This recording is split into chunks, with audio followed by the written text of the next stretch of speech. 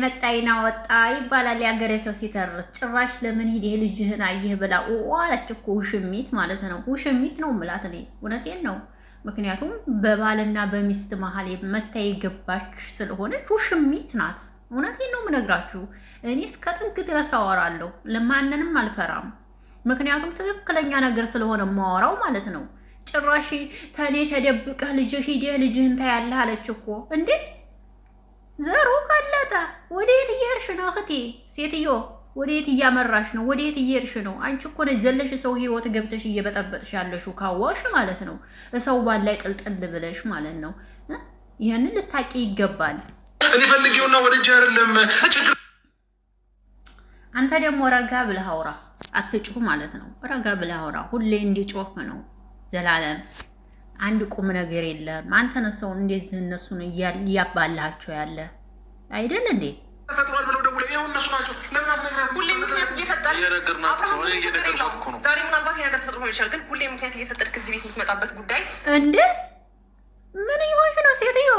ጭራሽ እኮ ልጁን ልትከለክለው ነው። በቃ ልጅ አይደለም በልና ካዲና በቃ ጠቅልለህ ሂዳ ወደ እሱን ነው የምትፈልገው ብዬ አስባለሁ። እና ሌላ ነገር ደግሞ ልላችሁ የምፈልገው ነገር አለኝ። ከትናንትና ወዲያ ኤፋና ሩታ አብርሽ ሊታረቁ አብረው ይኖራሉ የሚል ቪዲዮ ሼር አድርጎ ነበርና ሩታ አብርሽን እጁን እንደዚህ ይዘዋለች። ያንን ቪዲዮ ቆርጣችሁ አምጥታችሁ ምን አላችሁ? አብርሽን አስጠንቆላ እየነካካችሁ ነው ምናምን እያላችሁ የፖስተታችሁ ልጆች እናንተ ግን እምነት አላችሁ? ይቅርታ አድርጉልኝና እምነት ያለው ሰው ክርስቲያንም ይሁን ሙስሊምም ይሁን ማንኛውም አይነት እምነት ያለው ሰው እንደዚህ አይነት ብልግና ወሬ አያወራም። ይቅርታ አድርጉልኝና ማለት ነው። እንደዚህ አይነት ሰውን በዚህ አይነት መልክ አታድርጉ ባካችሁ፣ ነውር ነው። እጁን ነካካችሁ፣ የሆነ ነገር አስነካችሁ፣ አደነዘዘችው። ሩታ እንዲህ አይነት ሴት አይደለችም። ጋይስ ተረጋጉ። ዝም ብላችሁ አላገባችሁ ገብታችሁ አታዋክሩ። የምሬ ነው የምነግራችሁ። ማርያምን አላገባችሁ አትግቡ። ለራሳችሁ የምትኖሩት ህይወት የላችሁም። የራሳችሁን ህይወት ኑሩ ጋይስ። እውነቴን ነው የምነግራችሁ።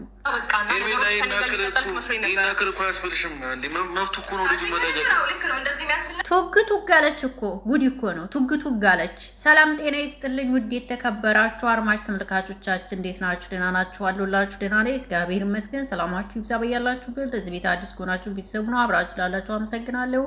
ሰላማችሁ ይብዛ። ወደ ቪዲዮ ኧረ እንደዚህ አትለምኗት። የመጣች እኮ ናት ሰው ህይወት ውልቅ ብላ መሄድ ትችላለች። ጋይስ ምን ትለምኗት አላችሁ? እስማ ራስን ከማስከበር በላይ ምንም ነገር የለም። ለገንዘብ ብላችሁ እንደዚህ ወርዳችሁ የምትጨማለቁት ስራ ያስጠላል በጣም።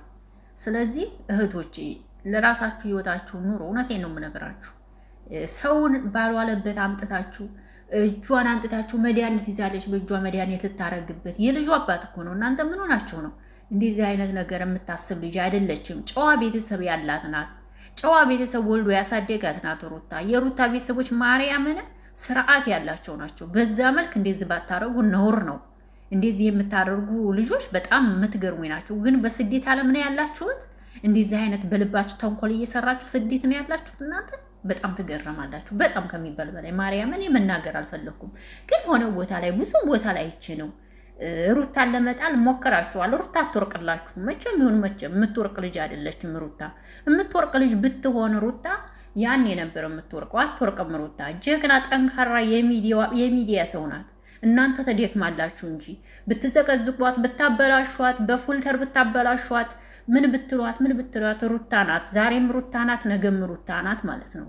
ይሄዳል ነገ ሩታ አብርሽ ጥርግ ብሎ ቢሄድም የበለጠውን ሸበላ ይዛ የምትኖር ሴት ናት። የሰው መውደድ አለ ጋይስ፣ አተሳሳቱ። እውነቴን ነው የምነግራችሁ ማለት ነው። ስለዚህ ስርዓት ብትይዙ ጥሩ ነው። እነሱ ይተዋወቃሉ፣ እዛ ስራቸውን እየሰሩ ነው። እናንተ እዚህ ሰው ሀገር ላይ ተቀምጣችሁ በዛው በተኛችሁበት ልትቀሩ ትችላላችሁ። ሰው ሀገር ላይ ሆናችሁ ዝም ብላችሁ ሰውና ሰውን አታባሉ። ስርዓታችሁን ይዛችሁ ተቀመጡ ጋይስ። እውነቴን ነው የምነግራችሁ። አንዳንዶቻችሁ ከልክ ያለፋችሁ ናችሁ። አታቋቸውም። በሚዲያ ማንኛችሁንም እኮ እስከ መፈጠራችሁ አያውቋችሁም። እነሱ ኮሜንት ስትጽፉ ትጨቀጭቁ ትውላላችሁ እንጂ ማንም አያውቃችሁም። እውነቱን ነው የምነግራችሁ። ሂዳችሁ እንኳን ሀይ ብትሏቸው ሀይ ብለዋችሁ የሚያልፉ ሰዎች አይደሉም። አየት አድርገዋችሁ ነው የሚያልፉት። ይሄንን ልታውቁ ይገባል። ተከበሩ። እውነቴን ነው። ኃጢአት አትስሩ። ለራሳችሁ ህይወት ኑሩ። ለራሳችሁ የምትኖሩለት የምታስቡለት ህይወት የላችሁ አላችሁ አይደል? ለህይወታችሁ ሰቡ። እናንተም ነገ ሂድ ምን እንሰራለን በሉ። ቅመሞች አንድ ነገር ልበላችሁ።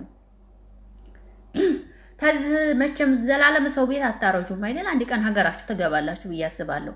ሀገራችሁ ገብታችሁ ምን እንሰራለን፣ ምንድነው የሚያዋጣን የሚለውን ነገር አስቡ። እውነቴን ነው የምላችሁ። ለራሳችሁ ሚዲያ ተጠቀሙ። ነገ ሄዳችሁ ንግድ ብትከፍቱ የምታስተዋውቁበት የሚዲያ ተጠቃሚ ሆኑ።